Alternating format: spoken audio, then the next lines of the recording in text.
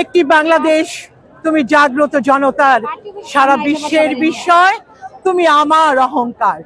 মহিউদ্দিন ভাই আমাদের অহংকার। কোন কালে জয়ী হয়নি পুরুষের তরবারি, শক্তি দিয়েছে, প্রেরণা দিয়েছে বিজয় লক্ষ্মী নারী। আজকে নারীরা সংঘবদ্ধ হয়েছে। মহিউদ্দিন ভাইকে আমরা এমপি করে ঘরে ফিরবো। এই পরিবার বিএনপি রূপকার মুন্সিগঞ্জে আব্দুল হাই ভাই এই বিএনপি কে তৈরি করেছিলেন অত্যন্ত সংগঠিত সুসংগঠিত ভাবে। তিনি অসুস্থ বিধায় আজকে তিনি আমাদের এই রাজনীতি থেকে দূরে আছেন এবং তার অবর্তমানে তার যোগ্য উত্তরসূরি তার ভাইকে মহিউদ্দিন ভাইকে এই মুন্সিগঞ্জে ৩ আসনের যোগ্য নেতা রূপে গড়ে তুলেছেন। উনি আমাদের মাঝে বিভিন্ন দুঃসময়ে আমাদের মাঝে পথে ছিলেন, পথ ছাড়েননি। তৃণমূল থেকে আরম্ভ করে উচ্চ পর্যায়ে তিনি আমাদেরকে নিয়ে মাঠে নেমেছেন। সুখী মানুষের পাশে ছিলেন, দুঃসময়ে পাশে ছিলেন। আমরা সেই নেতাকে চিনি যে নেতা মানুষ। আমরা আজকে এখানে প্রতিবাদ সভার আমরা এখানে প্রতিবাদ করছি। এখানে আনন্দ র্যালি হওয়ার কথা ছিল, আমরা আশাহত হয়েছি। আমাদের স্বপ্ন ভেঙে গেছে। আমরা চাই আমাদের এই ৩ আসনে মহিউদ্দিন ভাইকে নমিনেশন দাও।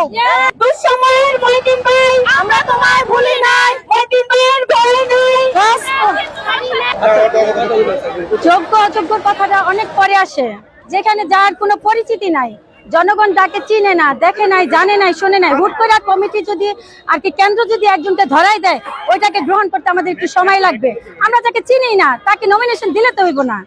কেন্দ্রীয় নেতারা মাঠে আসুক, তারা মাঠে এসে জাস্টিফাই করুক যে আসলে কর্মীকে কাকে ন্যায্য অধিকার দেওয়া দরকার।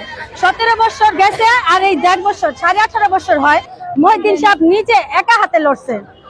রক্তকরণ, খুন, হামলা মামলা এভরিথিং যেখানে যা আছে। আর রতন সাহেব তো হয়তো 2-1টা প্রোগ্রামে তাকে ইনভাইট করা হয়েছে, সে অতিথি আসছে, অতিথি হিসাবে সে 10 মিনিট সময় দিয়ে চলে গেছে। আদার্স তার কোনো ভূমিকা এই মুন্সিগঞ্জ শহরে নাই। মুন্সিগঞ্জে যদি কোনো ভূমিকা থেকে থাকে তাহলে একমাত্র মহিউদ্দিন সাহেবের। আমি মনোনয়নটা অবশ্যই কামনা করতেছি, কারণ তারেক রহমানের জন্য আমরা আজকে পথে। তারেক রহমান সাহেব বলছে যার জনপ্রিয়তা আছে, যার সাথে জনগণ আছে, যার সাথে নেতাবৃন্দ আছে, কর্মী আছে, যাকে জনগণ চায় তাকে নমিনেশন দেওয়া হবে। সো আমরা আজকে মাঠে একমাত্র কারণ হচ্ছে তারেক রহমানের এই প্রতিশ্রুতির কারণে। উনি যে প্রতিশ্রুতি দিছে, আমরা আশা করি যে তারেক রহমান পর্যন্ত এটা পৌঁছাবে এবং ওনার প্রতিশ্রুতি উনি জনগণের জন্য রক্ষা করবে। আমরা সে আশায় আমরা মাঠে আসছি, ইনশাল্লাহ আমাদের আশা পূর্ণ হবে।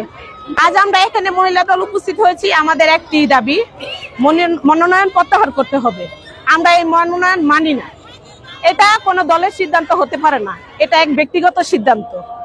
ভারপ্রাপ্ত চেয়ারম্যান জনাব তারেক রহমান বলেছেন ত্যাগীদের মূল্যায়ন করা হবে।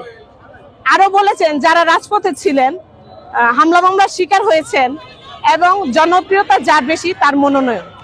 মুন্সিগঞ্জ 3 আসনে আমি তাকে বলবো উনি যাচাই বাছাই করে দেখতে পাবে যে মহিউদ্দিন ভাইয়ের জনপ্রিয়তা আকাশ ছোঁয়া। মুন্সিগঞ্জ 3 আসন থেকে বিএনপির হাতকে যদি শক্তিশালী করতে চায় তাহলে অবশ্যই মনোনয়নকে খুব দ্রুত বিবেচনার মাধ্যমে পরিবর্তন করা হোক।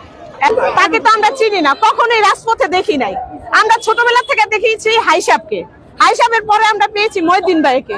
যতগুলো আন্দোলন সংগ্রাম আছে মহিউদ্দিন ভাইয়ের ভিডিও ফুটেজ দেখবেন এবং ওনারও ভিডিও ফুটেজ গুলো দেখবেন। রাজপথের সৈনিক সে। স্যার আমরা অন্য কোনো চিন্তা ভাবনা করতে পারি না।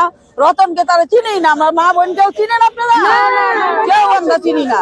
তাই কাজেই আমরা রতনের প্রত্যাখ্যান করি। রতনের আমরা কখনো চাই না।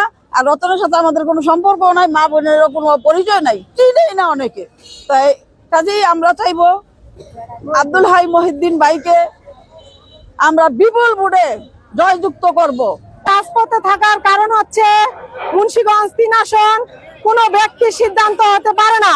মুন্সিগঞ্জ 3 আসন আমরা মহিউদ্দিন ভাইকে চাই।